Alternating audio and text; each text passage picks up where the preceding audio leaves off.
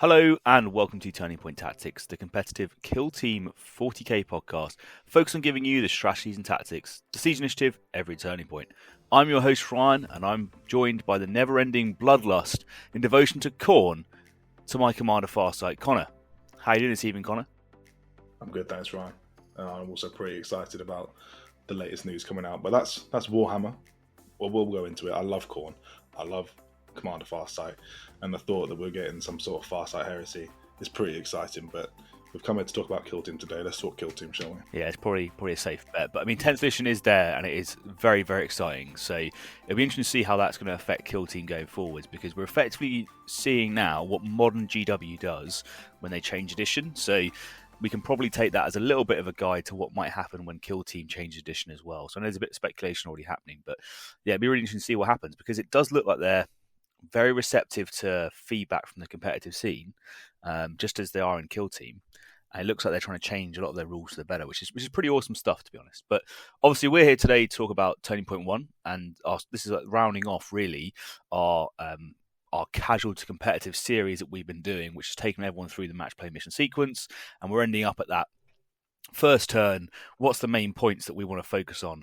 Where are we going to go from here, so you can set off the game in the absolute best position going forward? So, I've done a lot of talking on so far, Connor, about the match play mission sequence. So it's probably best that we get some of your advice. So what do you think would be some really good advice for someone that's going into Turning Point 1? Turning Point 1, you're looking at it. I think this is your opportunity to go all in. Just go 100%, commit. Just leave no room for any missed rolls, no room to fail that initiative roll, and you're going to either stomp the opponent and crush them or look like an idiot. Okay, interesting, because I was gonna do something completely different. So I think what we need to do in future is probably align some show notes just so we're on the same page. Because wow, that is terrible, terrible, terrible advice. I've got my notes, and they work for me. So if you're playing a narrative game and you want to get stuck in, you're running core and all that sort of stuff, then yeah, Connor's your man. Away you go. You get fully in there on Turning Point 1. But actually, probably the better advice that I would say is Turning Point 1 is about your low risk plays, right? So it's more about guaranteed actions, trying to move forwards and sticking to a game plan. So there's a few game plans that you can have in Killteam, and it's all about, and this is going to shock most people, the win condition, which is scoring VP. Okay, so the game plans that I'm going to throw out to you now is your aggressive game plan, your sort of balanced game plan, and then your sort of defensive late surge game plan is the last one. So the way this works is it's all based on primary VP, right? So the aggressive game plan, which is obviously what Connor's a fan of, is where you try to effectively get 4 victory points on Turning Point 1, 4 victory points on Turning Point 2, and 4 victory points on Turning Point 3 on your primaries. And that then means that you've maxed all of your primary VP in the first 3 turns, and hopefully your attack ops as well, and therefore you're able to press straight into the rest of the turning point, just focusing on denying your opponent VP. The more balanced approach is going to be the 3-3-3-3 game plan, where you're looking to just score 3 victory points each turning point. That's going to max you out at 12 at the end, but it means that you're not necessarily trying to overcommit resources. You're just trying to see how it goes and just get just enough to be able to go forwards. And then finally, the last one is the 2-2-4-4. So that's going to be quite a defensive play. So you're going to just get 2 points on Turning Point 1, and then 2 points on Turning Point 2, but then you're going to explode towards the end of the game, picking up those 4 points as you can. Now, obviously, there's a bit of flex within these. These are not necessarily a set thing, where if you have the opportunity, you're playing a slow build game plan, and you can suddenly go from your 2-2-4-4, and you get an opportunity to go 2-3, 3-4, whatever, or 2-3-4-4, whatever it is, right? Then obviously you're going to take that. But that's kind of like the way I want to break down the game plans that we're doing, right? So that's an important thing for you to look at is how much VP do you need to get? The answer is 12, right? And then how are you going to get that 12 VP over the course of 4 turns? Because you're not going to get in Turning Point 1. And that's probably where Connor goes wrong, because he's out there trying to get 12 VP on Turning Point 1, but you can only ever get 4, right? So that's I'll be honest with you. This is the first time VP has even entered my game plan. I'm just all about killing everyone. It's all about killing them as soon as possible, and then seeing what happens to the points afterwards. Which is, to be fair, it's what you tried to do to my RBTs, and it was almost successful for you. but I just managed to claw it back in the end. But had you played, I think, anyone other than Corn, you probably would have absolutely wiped the floor with me. But and there were some lucky dice rolls in there as well. But anyway, that's kind of the point. By the by, so this is kind of like my advice: is have your game plan and then think about what you need to commit to be able to achieve that game plan. All right. So if you're going out the door and you're on the aggressive game plan because you don't think you're going to have enough models to hang around until turning point 4, that's fine. Make sure that you commit just enough assets to achieve your game plan. All right. So if you're going to go out and you're thinking, right, I need to score 4 VP turning point 1, there is no point having 8 models on all of these central objectives to score that, to just get killed by blast weapons or whatever turning point 1, and then suddenly boom, turning point 2 you're now scoring 2 VP, and turning point 3 you're scoring 1 VP, and then turning point 4 you're scoring nothing. Your game plan's it's ruined straight away, right? So think about how much you actually need to commit to be able to achieve what it is you're trying to do. Now, it might be that, let's say you're playing Khorne, you're playing Elites, whatever, and you're playing Legionary, and you want to think, right, I'm playing the aggressive game plan. I want to score 4 points, turning point 1. I don't think that's good advice, by the way, but let's say that's your game plan. Well, if that is, I think what you want to do then is you want to think, okay, I'm going to commit 2 models into the central objectives to secure me those 4 VP, and then I've effectively got 4 models hanging back, and they're going to set up for a counter charge or a counter punch, like I like to call it, ready for next turn. So that's kind of like the way you want to be looking at it. So throughout the whole of that turn, stick to that game plan. Commit just enough to get the VP that you want, and then make sure you start setting up for turning point 2. So the way I would look at it is, let's say you're on the 4-4-4 game plan, all right? So you want to send those 2 models up threat first turn, and they're going to sit on those central objectives. Now, if they survive turning point 1, turning point 2, they're going into your opponent's backline. They're now working on denying your opponent VP, killing key models, and trying to do as much damage as possible.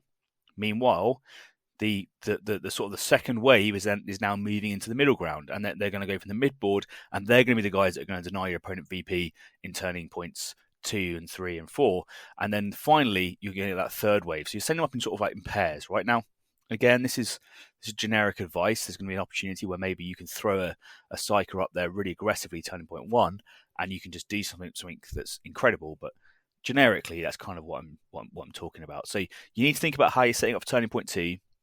You've got to keep that threat of counter attack available, or a counter punch, as I like to call it. And that might be that you have it so that if they charge your model that's on the central objective, you have a model that's 9 inches behind that, or let's say 8 with a 1 inch engagement range, whatever. So you can charge, or it's 11 inches, so you can move, dash, shoot, wherever it's going to be, whatever threat range you need to maintain for the models that you have on the table.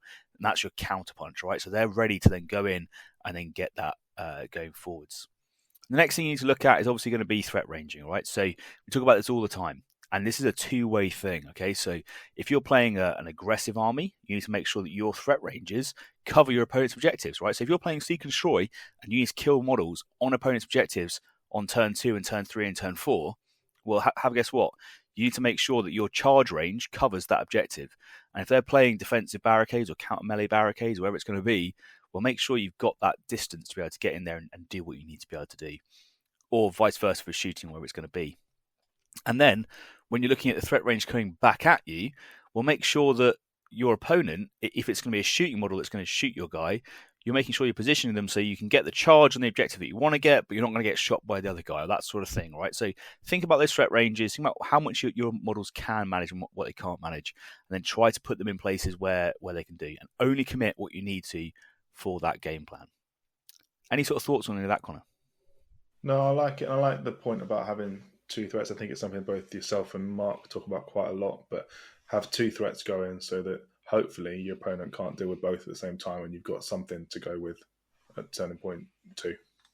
Absolutely, because it's so hard to deal with like 2 models at the same time.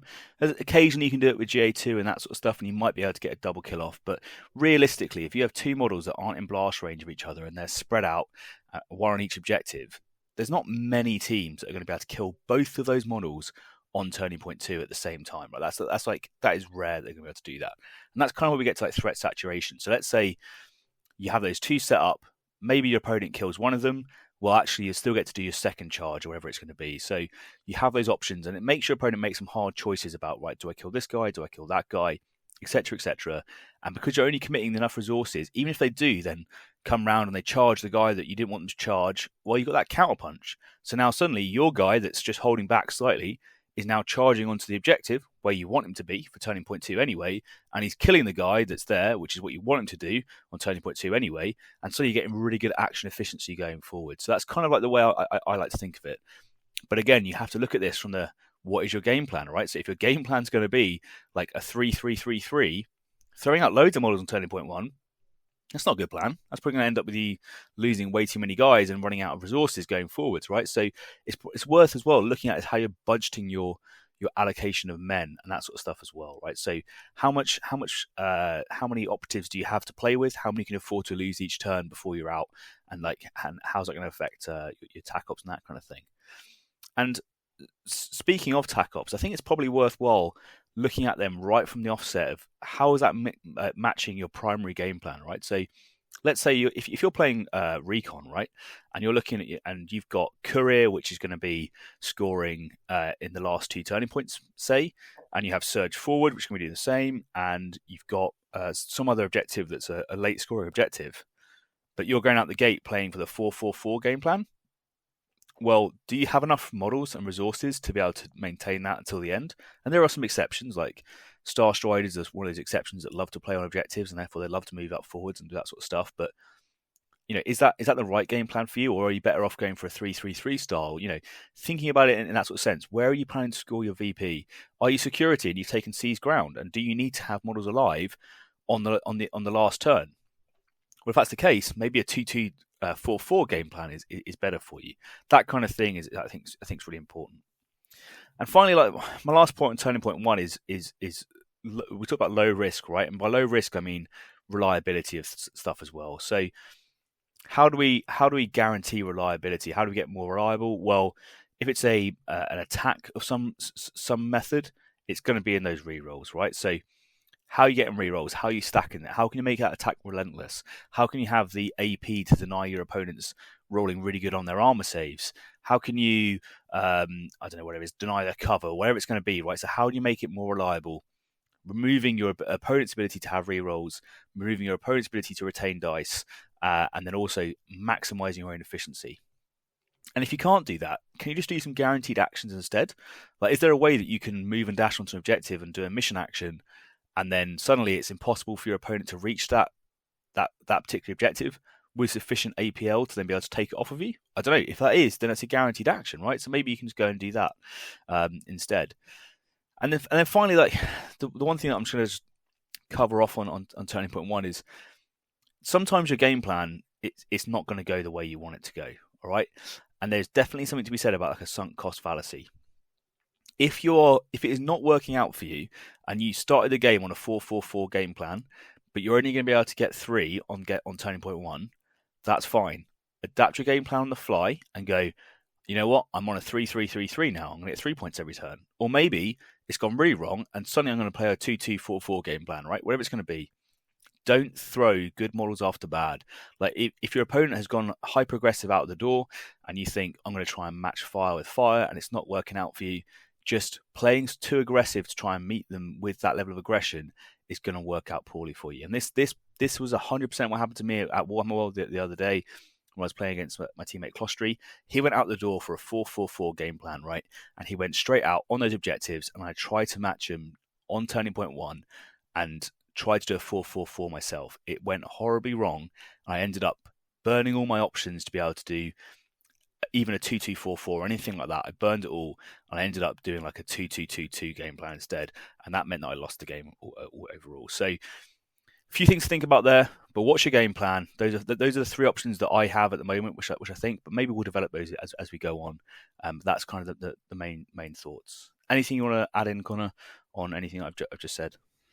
No, I do like the command point budget idea. I think it's nice. It's something I've only really been thinking about quite recently when I'm playing Killteam. Normally, I would approach it quite ad hoc, and then I'd always and about when to do a command point reroll and when not to. But I think if you got as part of your strategy, this is when I'm going to use my command points. This is what they're for, and I've got this much surplus spend. So I've got, say, 2 opportunities for command point rerolls. When I do them, it's up to me. It just helps you with that decision making, and it's good to have a plan from the get go, from turn point 1, and think about it then. Yeah, great point.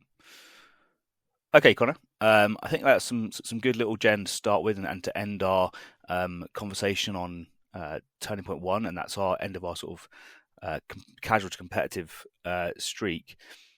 If people have been enjoying this content and they think, you know what, I really want to try and give you guys some support, I really like what you're doing, is there any way that you could potentially tell the guys out there how they could best support a podcast like us that's trying to get started on the beginning?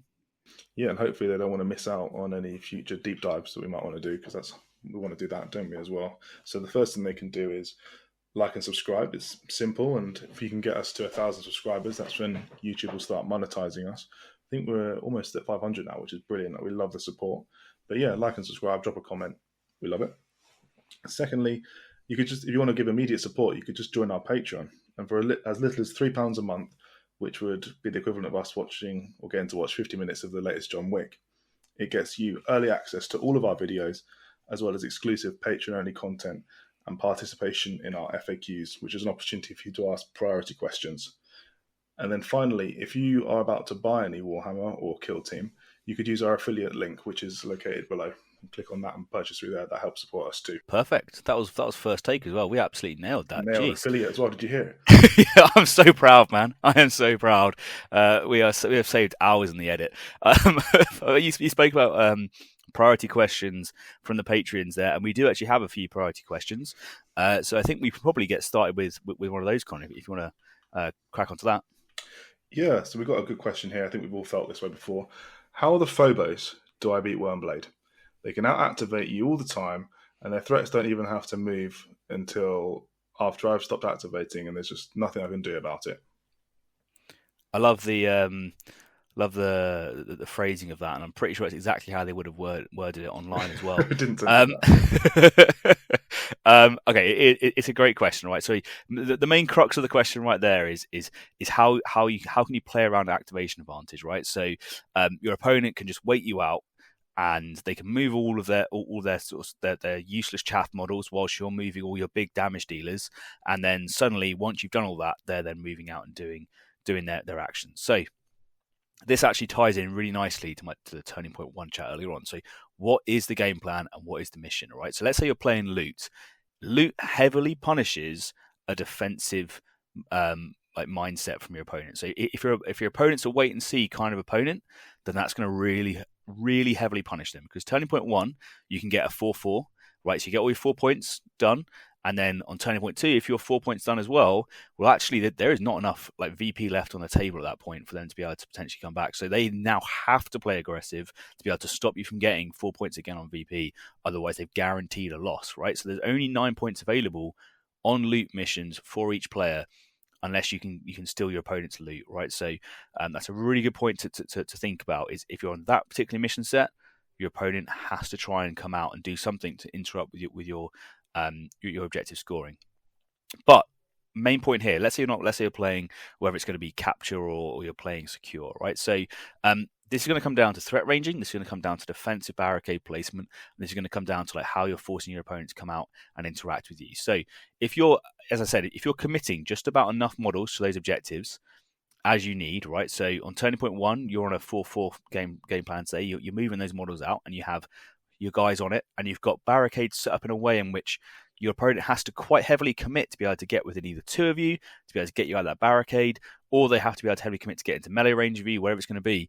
They're now going to be in a vulnerable position themselves on those objectives, ready for you to counterpunch next turn, right? And the sort of the example that was given was Wormblade versus Corsairs, right? So you have some great maneuverability as Corsairs, and you have to be using that to your advantage. So you have an 11-inch threat range just baked into all of your models, because you can move, dash, and shoot, and that's going to give you that 11-inch threat. So turn 1, send forward those sort of defensive models that can survive potentially against your opponent, but can also provide a bit of a threat. So like a Kanathi is a great model that has that defensive ability where they get to parry before the opponent strikes. That means that they're actually quite difficult to deal with, and 3's Relentless is a reliable fighting profile. So you can move them up, and they're going to provide a threat to most models. And even if they do kill them in melee, they're going to be taking a lot of damage. The other one that you can potentially use, which is one that people don't necessarily think of, is particularly as a shooting enemy, is going to be your sniper, right? So rather than holding him back really far, putting him up on that objective but forcing them to come a long way over to be able to deny you cover. He's retaining 2 versus grenades, right? So he's actually really durable against those sort of like those light grenade weapons. And so, for instance, like a crack grenade, you have to get all 4 hits through to be able to kill him with a crack grenade, and that is actually somewhat unlikely. So that's a really good model to be able to put in that location and do that sort of thing. And you can then add durability buffs to them, right? So you can try and add, say, a 3-up invulnerable save to one with your psychic powers, or you can look at the key model that you're worried about doing damage to them. Let's say it's a Kellamorph or whoever with his indirect pistols, and you can go, right, I'm going to freezing grass your Kellamorph, so he's not going to be able to move very fast, or he's not going to be able to get to where he wants to be able to do the job that he wants to do. And boom, suddenly you're shutting down their key threats whilst letting your models move on to those objectives, and that's going to let you move forwards. In the background to that, though, you need to be setting up that counterpunch, right? You have to have a counterpunch ready to really punish any aggressive moves your opponent's making onto those central objectives. So get yourselves in a position where you have your leader stacked next to your pistolero 3 inches away from each other, but they have 11-inch threat range of both objectives. So if they commit lots of models onto those central objectives at the start of, let's say, turning point 2 and end of turning point 1, ready for turning point 2, suddenly you dual activate, your leader goes out, he's been comms buffed, so he's 3 APL, he's going to charge someone, kill them, or he's going to move, dash, shoot, and bop the point, wherever it's going to be. Your pistolero is going to do the same thing on the other side. He's going to go out, he's going to double shoot, he's going to pick up loads of kills. And your activation advantage now has gone down. But that's kind of what you want on turning point 2, right? Because now you're setting up Overwatch threats. And suddenly, if they come onto those objectives later on, they're going to be taking damage from those Overwatches as well. And that's kind of like the way I would try and play it. So you have to sort of stack that combination of durability and offensive counterpunch ready to go for turning point 2, and you have to be ready for it going in. And that's kind of like the way you want to be playing that game plan. But as I said, if it's like a loot mission, you might just be able to play minimum effort, just commit to it, take the objectives from them, take that loot. And remember, with Corsairs, you can spend a CP and just loot an objective, even if your opponent controls it, which is so strong. So there's not much they can do to stop you from looting at least one of those points each turn, unless they've got loads of GA2 guys on those objectives, and they've somehow managed to remove all your models, which is hard to do, but not impossible, but hard to do. And that's kind of like the way in which I would try and skin that question. Any thoughts on that, Conor? Anything you want to throw in? I'm going to caveat this by saying that I don't really know Corsairs very well. I don't know Wormblade very well, so I'm going to ask this as a question to you. But Ian, who was the guy that won the LWG tournament, he was showing me some tricks with Corsairs when I played him previously. And he mentioned the opportunity to swap the Psyker model for, I think she's the Hunter model, the one that can fly. Is there any opportunities there to move dash the Psyker up, swap for the Hunter, then you've got a model with fly that can maybe get unactivated that could then go and harass some of their gunners or something from a forward position? Is there any opportunities there? Oh yeah, there is, and there's so Corsairs have loads of tricks, and another one that I quite like an example of is as you said there, like the Shade Runner with her ability to fly and pass over and do like a melee attack as she moves over and throws silent weapons. It's a really cool profile, but I sort of see her as a little bit of a mission player mainly, whereas the main damage dealers are things like your Starstorm Duelist. So you can do the same thing with a Starstorm, right? So you can move your Starstorm into a position where now suddenly the threat range that your opponent had perfectly mapped out to be like, I am outside of 11 of this guy and I'm not worried about it anymore. Well, have a guess what? Boom, you've teleported him 6 inches forwards into a position where suddenly he's now going to move and dash, and he's going to do damage, and he might pick up a double kill, and that might really hurt your opponent in ways that they weren't expecting or weren't ready for. So that's kind of what I would look at. He's the guy that shoots twice for a single AP, which is really strong, and it can put the hurt on people, which they're not expecting. So the answer to that question is, I think, look at the game plan. What game plan is it you're trying to play? And then commit just about the right amount of resources for it, set up those counter punches, and then see how it goes from there. And make sure you stack those defensive buffs on the guys that you care about turn 1, and you prep yourself ready for turn 2. So my last 3 models on turn 2 are usually going to be the sort of the pistolero, the leader, and the comms to be able to give out that extra bit of buff, or potentially, if they have done some damage to a model and objective, maybe go and give them a little bit more healing if you can going forward. Something like that. Cool. That was the first question. We actually had another question, didn't we, Conor? I think we did. Yeah. Simple question: how do you approach planning for a matchup? And I think specifically they were looking at intercessors into Harlequins. Okay, so I think this is one of our players, one of our patrons is a Harley Quinn player, and they're struggling with consistently beating intercession, which is always going to be something difficult. Right? I would say like don't don't necessarily think about it too harsh on yourself. Like it's always going to be variable based on player skill and that sort of stuff, and the train, whatever else. So this can be a very tough matchup for you to win. But I think there is a few things that you can do. So the first thing you need to look at is what is your opponent's chapter tactics, and how is that going to affect your damage breakpoints, right? So there's a few ways that you can effectively kill intercession, and the easiest way is going to be using the upgraded damage on the Kiss for that 3-7 profile has become a 4-7 profile. And the reason for that is against a durable intercessor, you can hit them for 6 and then subsequently hit them again for another 4. That makes 10. And a final hit of 14 will kill them, even though they've got that durable perk. So it kind of takes away their advantage from having durable, which is really, really useful. Combine that with a pivotal role, it gives you opportunity to do that. So that's one thing, but obviously you're already tracking that. So how do you then make the rest of it more reliable as well? Because unfortunately, intercessors have like their sergeant has 15 wounds, and that trick is not going to work against that leader, right? So there's not much you can do about that at all. But there is something you can do in the sense of the fusion pistol is the weapon of choice in that scenario to have the right damage breakpoints. So this is the way I'm looking at a matchup. So in the Harlequins matchup versus intercessors, on both sides, I'm looking at how do I get the right damage breakpoint for the model that I want to kill, because that's a universal thing, all right? So looking at it from the intercessor's point of view, well, the Blessed Bolts makes my gun go from 3-4 to 4-5, and most Harlequins are 8 wounds. So if I put that on my leader, who's got hitting on 2s and ceaseless, I have like a 70% chance to kill a clown from shooting. And I can shoot twice. Now, it might be that they're not going to give me an opportunity to shoot twice, but maybe I can move, dash, shoot one person, leave myself in a position to overwatch another, right? And then suddenly I am shooting twice. But let's say they do give you the opportunity. Well, that can be hugely damaging. So, on the flip side, when you're the Harlequins player, you need to be thinking, where are those big damage dealers that are going to do me problems?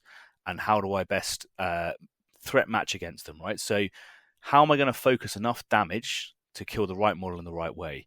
Now, it might be that you need to use your Mirror of Minds to put their leader down by just even one mortal wound, right? Can then change that math. So they go from 15 to 14 wounds. Suddenly, your Murderous Entrance play with the Kiss, it works. And if you get 3 hits, well, you need 4, but if you get 4 hits, you can suddenly go in, crit, Murderous Entrance for CP, that's your 10 damage. They parry or hit you, whatever, it's irrelevant. You then get to hit them for the next one, and you've taken out one of those key models straight away with your pivotal role, and you're in a great place going forward. So that's how I'm looking at it specifically. When it comes to that threat matchup, it's damage breakpoints, and it's about making sure that I'm putting the right model against the right model, or have a strategy to make it so it works. I think that's where you have to look at it. So if the damage breakpoint doesn't work, then you know you have to shoot them first, or you have to lower their wounds first. So it might be that you think to yourself, I'm going to have to hit this guy with a fusion pistol. So your last model to move is going to be a fusion pistol, and you're going to position them in a way so they're perfectly matching up against your opponent's leader, so they can get that move, dash, shoot, turn 1, or whatever it's going to be. But just be really careful of their threat range as well, because you know you have that really key piece that you need to move and do what you need to do. And if you can get that guy out and shoot that leader turn 1, well, then you know what? Then that's a great opportunity. Let's take it, and then maybe you win initiative on turn 2, and you get another kill with your fusion pistol. And if you're getting 2 kills with your fusion pistol on against intercession, then they're really going to be hurting against that. So that's kind of how I'm looking at it. Is damage breakpoints as a key thing for threat matchup. Any thoughts on that, Connor? No, it makes a lot of sense. You talked a lot about damage, though. Anything about the sadists that they've got? Any bespoke treatment there you'd think about? Yeah, so I guess the classic thing that I've seen with Harlequins, I haven't played enough of them myself, so I don't want to give too much bad advice. But this is what I see. What's most threatening to me when I see it played against me is that matching of the correct Sadath for what you need versus the enemy you're playing at the time. So let's say in that matchup, turn 1, you know that you're going to be getting you're going to be focusing on shooting, so potentially looking for giving your Sadath to the best shooting model. It might be that it's the Death Jester, or it might be that it's going to be a fusion pistol. Whichever one it's going to be, you want to make sure it's assigned to that. Then using your leader to switch it into the melee thing to be able to get the crit with the kisses that you want later on is then going to be the next opportunity, because I think that's where it's going to be really important to be able to win, is doing sufficient damage with each of your models, because realistically, with a shoot twice and 3 ceaseless and that sort of stuff, I think they have the volume of fire just to be able to put you down if they're using bolters. And if they're not using bolters, they're going to be charging you in melee, where their 4-5 damage is going to be enough to be able to kill you there as well. So, and they fight twice. If it's not, they're going to kill you on the second fight. So I think like the ability to retain cover dice is probably not going to work against that sort of team. So I think you really have to lean into killing them as efficiently as possible before they can kill you. Maybe there's some Harley Quinn players out there that think that they have some better advice, and you know what? If you do, we'd love to hear it. Put it down in this comment section and think, actually, the way that I would get around in session is X, Y, or Z. But that's kind of the way I'm looking at it. Is I think it's easy to be vulnerable to their shooting or their melee if they can double shoot you, or if they can charge and fight you. So you have to play around that threat distance as much as possible, and then use a correct Sadath where you can to support what it is you're trying to do. Can I reframe the question in a small way, because I know you've played quite a bit of intercessors, and it might, if you approach how you would plan for your game against Harlequins, it might give some ideas for the guy who knows what your plan is and how we could then counter that. So your intercessors, you're playing Harlequins, what's going through your head? Yeah, it's a great point. So personally, and I said, like, I love that intercessor sergeant with the ceaseless bolt gun, auto bolt gun, with the 4-5 damage, because I know that that's such a scary threat to leave until last, and I'm probably going to put him in a position where he's sort of outside charge range, and he's at the back, but he's able to swing out and maybe get some shots. And if I can, I'm going to see if I can work for some Overwatch. Maybe I only get one shot of it, but that's all I really need, because if I'm like methodical, hitting on 2s, rerolling 1s, well, that's going to be pretty brutal against you. So it depends what I'm running. If I'm running rapid, then I'm going to try and use that to my advantage to have the advantage on threat range, where I can move, dash, and shoot you before you can get into melee with me, because it's going to be really hard for you to be able to, if you're wounded or anything like that, effectively kill me with the clown before I can do some serious damage to you, even with a regular intercessor. And then my assault intercessors, particularly the grenadier and that sort of stuff, they're going to be moving forwards and doing what they need to do up there as well. So I'm going to try and prioritize as much 4-5 damage as I can, and I'm going to try and prioritize on just killing clowns as efficiently as possible. And now that I know that I can do that with the Seek and Destroy attack up, where I can probably be rewarded for doing it as well, it's going to really hurt you, because we're playing over the same objectives. I know that if you come into melee with me, even on a good day, you're taking probably 7 damage or 6 damage, even against my weakest melee operative, and that clown is pretty much out of the fight. So I'm going to look to exploit that as an intercessor player. I'm going to use my shoot on death ploy and that sort of stuff as well. And that's something I probably should have mentioned. You got to be careful of that shoot on death against your fusion pistol, because that can be really rough. So maybe not on turning point 1 shoot someone that's on engage that's going to shoot you back in the face. Make sure you try and pick on that guy that's on conceal, so you can get that shot off and keep your guy alive before you then move and do it again on turning point 2, that kind of thing. Because if you give it as my leader, for instance, and this is the perfect example, my leader's going to be hitting on 2s, rerolling 1s, shooting on death. He's going to kill probably whoever just shot him, even if it's a fusion pistol. He does not care. So I'm going to play somewhat aggressive against you. I think it's going to be a tough matchup for both sides. I think it is favourable towards intercession, if I'm honest. But I think playing around with those kisses, playing around with those fusion pistols and the rerolls is probably the way to go. Valid. So hopefully that helps. And sounds like, yeah, good. Don't forget about that shoot on death, get that non-reciprocal shooting in. Absolutely. And if you do have a follow-on question to that, and you think, actually, that's not quite answering what I wanted, I have another bit more specific question on Patreon, just hit us up with a follow-up, and we'll make sure to get to that next week as well. Okay, it is Tuesday, Connor. We're actually recording on a Tuesday. Holy hell! So we have a tactical tip for Tuesday, which is always good, and this is going to tie into this whole episode, which is pretty awesome. So it's going to be deny your opponent VP, right? And that sounds really simple, but it is the most important thing going into these into these new match play missions, because the game now is so close at the top tables, right? At competitive top level, the game can be really, really close, and it's often going to come down to 1 or 2 victory points that's going to win it for you.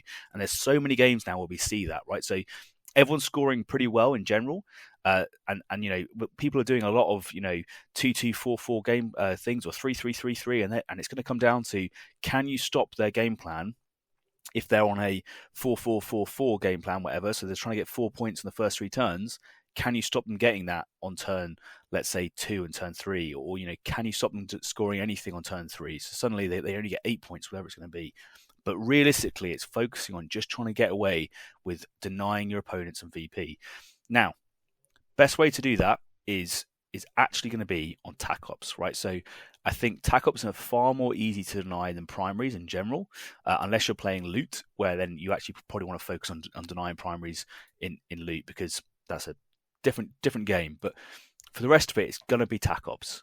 So you need to understand what tac ops are out there, not just within your own archetype, right? So you need to think to yourself, what is it that my opponent's trying to score? And you can have a look and go, right, what's their faction tac ops they have available? What could they have hidden or not released yet? Are they running seek and destroy, that sort of stuff? And then think about, how am I going to deny them points? And it might be something as simple as they nominate one of your guys as eliminate guard, and you know that you've maxed your points, and the only way that they can catch you is by killing your guards, and you just run them off of the point and hide them on that game. And for the rest of the turn, you move everyone off of your objectives. And because you've already scored your 4-4-4, whatever, and you're max on primaries, and you've maxed your secondaries, and you just move everyone off objectives, and they can't nominate a guard anymore, and suddenly, boom, that's denied them 1 VP, and you're guaranteed a win, right? Like, something as simple as that might be the way to do it. But you have to think about how you're doing it, because if your opponent is getting 18 or 20 VP based on if they painted the models or not, whatever the tournament you're doing, if they're getting that, then the only thing that matters is denying them 1 point, because otherwise they're going to win unless you also max, and then you're playing for a draw. So the tactical tip this week is going to be deny your opponent VP, because the games are so close now, and it's all about how you can deny as effectively as you can score. Any thoughts, Nicola? I'm very intrigued that you didn't say that one method to deny your opponent VP is by killing all their models, but yeah. You can go with the game plan of absolutely tabling your opponent, and that is valid. To be fair, so I actually had the opportunity to play as Legionary down at the local club, and I really enjoyed being able to play high progressive, and it was really good fun. And so I came out the gate sprinting on a 4-4-4 game plan, and was really enjoyed how I could play Seek and Destroy and just get so many points so efficiently doing so, and really lean into it. And then I just went, because at that point on my 4-4-4 game plan, I knew that midway through turning point 3, I had sufficient resources that I was guaranteed my points that turn. So I just put the rest of the resources in maximum denial, right? So how do I remove as many of my opponent's models as possible off the table as quickly as possible? And it was brutal. It was really brutal, but it's also really, really effective, and it was really good fun. So I did a little bit of corn plays there while I was playing Nurgle, but a little bit of corn plays with the level of aggression. You'd have loved it, Connor. He's in your grip. You're in his grip now. He's captured you, corrupted. And and I'm going to some tournaments at the weekend. I've got 2 planned, one on Friday and one on Saturday, and watch me absolutely throw them, because I get carried away, just ignoring all of my own advice as per usual. All right, Connor, I think we've got time just to squeeze in a little bit on some Meta Watch.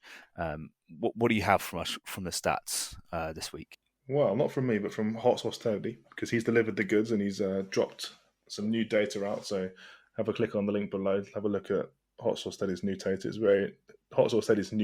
very interesting.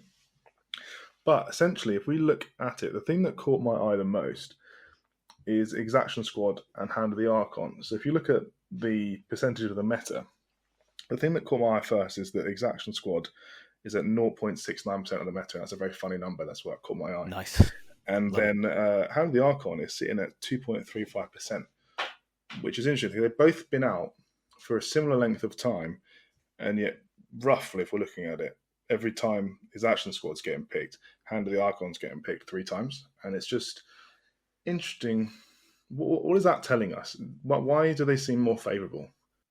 I think it's a really good point. And there's clearly going to be, and this is like the classic caveats with all stats, right? There is so many reasons, but it's interesting to explore them and be like, why is it happening? So, firstly, what I'm going to say is the Hand of the Archon. There is a bunch of models that already exist that people might have had from their existing Jakari collections that they could use in proxy. So they might be able to already have the models, and therefore they haven't had to hobby them or build them and paint them. And you know how much I hate painting, so like if I could do that, I'd be all over it. So maybe that's one reason. Another reason is you only really need 9 models, and therefore for a lot of people, building and painting 9 models actually is pretty easy. Whereas building and painting 11, or as it turns out, a full basically 20 for all the roster options is far more of a commitment for someone to make when it comes to making the RBTs. So just from a hobby perspective, there's a bit of a discrepancy there. Sending off and posting them to someone. Yeah, and that takes time, right? So you have to get them all together, get them built. You have to arrange a payment plan, all that sort of stuff. It's difficult, and that's the only reason why that mine haven't hit the table yet. So, but that's life. But yeah, I think that the hobby element is going to be part of it, right? Like the Exaction Squad, there weren't existing models to use, and they are more models and they require more effort and that sort of thing to be able to get on the table. The other thing that I would say though is I think that they have a bad matchup into elites, and that can leave a real feels bad when we know how much of the meta is elites. So people are seeing them or they're playing them potentially at a club level, and they're just seeing that they're not doing particularly well into that matchup, and they know they're going to play that matchup at a competitive level, so therefore they're not taking them with them to the tournament scene. So I think that's probably an interesting point as well. Is if 30% of your games are not guaranteed losses but very, very hard to win, well then you're probably not going to bother taking that team, right? Whereas I think the Hand of the Archons seem to have a much better matchup into a lot of those teams. I think there's also a little bit of play style, which I think Hand of the Archon have the same fun factor that Corsairs have, right? So Corsairs are just really fun to play because they're explosive, they're maneuverable, they feel they're doing a lot of stuff, and they have so much flavour in their team with each of the models that are doing very, very different things. So you really enjoy playing them. So that's that's a real drawing point, right? To a team is like that looks like a really fun team to play, and I think Jakari have the same thing going for them, right? It's like you can play aggressive, you get rewarded for it, all that sort of stuff. I think it's going to be worth getting some thoughts on this from some players that have played them competitively, and we'll hopefully talk to Ben about this because he's going to have some great ideas, I think, on it. But I think that's probably where it's coming from is they feel they've got slightly more of a play into more of the field. So they're slightly more competitive. I don't think they're the most competitive, but I think they're more competitive. And then combining that, they also have just a bit of a fun factor that people enjoy going. I think what might not have helped is some of the reception to the RBT's rules, in the sense that they had the being able to deny your scouting step option. I think some people were unhappy with that as a sort of concept, or they felt like it might not be fun to play against, for example. And therefore, they might be hesitant to take them because they're worried that their opponent might not enjoy playing against them too much. That kind of thing could play into it as well. But from a competitive point of view, I think Hand of the Archon has a better matchup into most teams than I would, or into the meta than I would say the RBTs do, because I think the RBTs are really good into horde teams, but into the teams that matter, I think they're going to struggle quite hard. Do you have any thoughts on it, Conor? Why do you think that they're less popular or more popular? I hadn't even considered the fact about the hobby angle, but that's a very valid point, and the fact that some people probably have some dusty dark elves on their shelf that they haven't used in years and thought, oh, there's an opportunity to bring them out. But one thing I would say from my own angle is just looking at the rules. I think I instinctively felt I had a plan with Hand of the Archon about how I'd approach this team and how I'd play with them. Whereas our BTs, there's a lot of interesting new rules, new ideas that are exciting, but I don't know how they synergize, and I was like struggling immediately how I'd play them. Well, I didn't have like a gut reaction. Do you know what I mean? They're quite a complicated team, aren't they? Yeah. And it's interesting because one of our team members, Joe, was talking about how he was trying to figure them out, and he was going through like game after game, trying different things, and like really trying to make them work. And I think he just went in the end, you know what, this isn't the team for me to be able to take to tournaments and be able to get out there. So even someone there who played them on TTS a lot before they had the opportunity to get the models and that sort of stuff still couldn't really figure them out easily. So I think there is some stuff there, but I just think that the matchups that matter it's really going to hurt them. And if they go into like Nurgle Legionary, I'm not sure there's anything they can do. And they're going to get really punished. And there's ways I think there's ways that they can be fixed. Don't get me wrong. Like I don't think they're going to be terrible if they just tweak some stuff. But how they fix them is going to be really important, because if they make them inadvertently stronger at hordes or versus hordes whilst making them better at elites, then oh my goodness, that could really backfire where you suddenly get a super faction out of nowhere. So I think they have to tailor those buffs to focus on that elite matchup and how they're going to defeat that one in particular. So I think there's some stuff there, and we'll cover that in an episode, actually, probably in a faction deep dive on them, which will be worth doing as to what we think would be good nerfs and buffs for various teams. Well, that brings us to the end of our match play mission sequence, I think. Yeah, which is awesome stuff. So I know people have been asking for it, and they really want to know about what we're doing up next, and a little bit of an outline of what you got to look forward to is we're going to start going into those faction deep dives. Hopefully there'll be a similar length to these sort of episodes, and we're going to go quite in depth. And we're really going to sort of focus initially on the teams that you're most likely going to be seeing against. So we'll look initially at, say, like Intercession, because I think that's probably a team that you're most likely to play against on the table, and therefore you most likely need to be able to know the most about, right? So and then we'll look probably to do like an elite team, then we'll do a mid-range team, and then an elite, pseudo-elite, whatever you want to call them, and then finally we'll go into like a horde team as well. So probably something like Vet Guard, or maybe Imperial Navy Breachers, because they're climbing up in the meta representation as well. So a few options there, but that's what we're looking forward to next. But that's what's going to bring us to the end of this episode, and hopefully you found something new or useful whilst listening. If you did, throwing us a like would be greatly appreciated. And if you want to make sure you don't miss out on any episodes, make sure you hit that subscribe button so you get a notification as soon as the next one drops. And that really is, as you said, the best way to help a small channel like ours. If you can't wait and you do want early access, we do have a Patreon where you get exclusive access to all of our content ahead of time, and you also get those Patreon priority questions that get answered on the show. And that's a direct channel to Conor and I to be able to get some tactical input straight away that you can apply on the table. As always, we'd love to hear your thoughts and feedback, so drop a comment below and we'll get right to you. Thank you so much for listening. I'm your host, Ryan. This has been Turning Point Tactics, and we'll see you next week. See you next week.